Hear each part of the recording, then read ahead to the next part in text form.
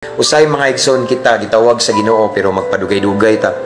Usay kita mga igsoon kay bawta nga gitawag ta sa Ginoo pero mag-ingon ta, Lord unya ra mo eskwela pa ko Ginoo. So dili day ka pwede magpagamit sa Ginoo while nag-study ka.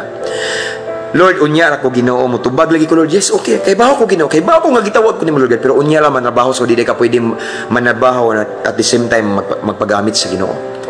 Dili day ka pwede mga igsoon magnegosyo at the same time magpagamit sa Ginoo. Pwede man siguro. It's all about time management mga igsoon. Amen? Tanawa, sa din si Jonas ning tipas sa tawag sa Ginoo. Dili lang siya ang nagsuffer sa consequence. Apil ang mga tao nga duol sa iyang palibot. In other words, kung ikaw naminaw diha anak ka. Listen ha. Maklaro ta ba? Kung ikaw naminaw diha batan-on man ka. Kay bawo ka nga gitawag ka sa Ginoo or naminaw ka nya hing backslide karon.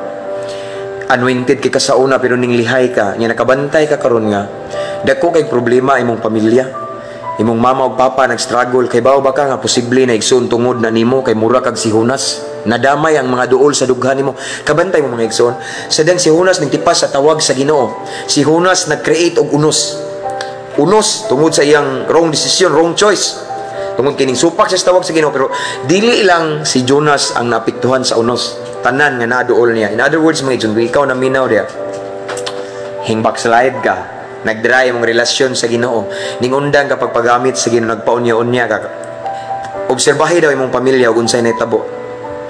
Kung imong nakitaan nga naidagkong pagsulay karon og unos imong pamilya, maybe it's because of you. Because you disobey God. Once mo disobey ta mga igsoon, damay gyud atong mga duol sa dughan, damay ang duol na to. Kinsa may pinakaduol na to, way lain. Duol sa atong dughan, atong mama baron, atong papa, atong mga anak o ginikanan ka ngayong tipas kas tawag sa Ginoo. Everyone that are closest to our heart, duol na to mga igsoon. Posible madamay sa atong pagsupak sa tawag sa Ginoo like Jonah. Si Jonas mga igsoon dapat siya ang makasinati sa consequence kay siya may ning supak sa Ginoo pero nadamay ang mga tao nga naa duol niya.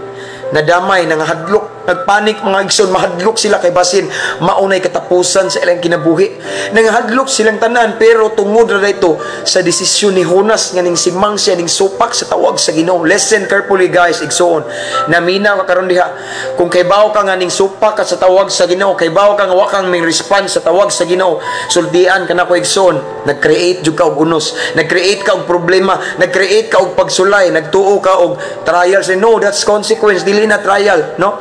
Ang nahitabo ni Jonas mga igsoon sa pagsupak niya sa tawag sa Ginoo ang katong unos dili to pagsulay kung dili consequence to consequence of his wrong decision consequence because of his disobedient sa call ni Lord no ming supak siya no iyang giwakli gi-ignore ang calling ni Lord and because of that he create a storm dako kay nga storm nga dili lang siya ang napiktuhan kung dili ang tanan nga naa sa duol niya sugot deta na mga igsoon anak kana diha young people ming tipas kas tawag sa Ginoo ming supa kas tawag sa Ginoo yamad imong gidama imong mama imong papa imong mga igsoon nagkalisod-lisod karon natinga ka ilang negosyo na down na bankrupt natinga kay nawad og trabaho ang imong igsoon tungod nimo kay ning supa kas tawag sa Ginoo nay madamay mga igsoon sa dang mi disobey si Jonah mga igsoon ming supak siya and then nay unos nga ning abot consequence dili lang siya ang nagsuffer lesson but ang nagsuffer mga igsoon ang iyang nasa palibot nadamay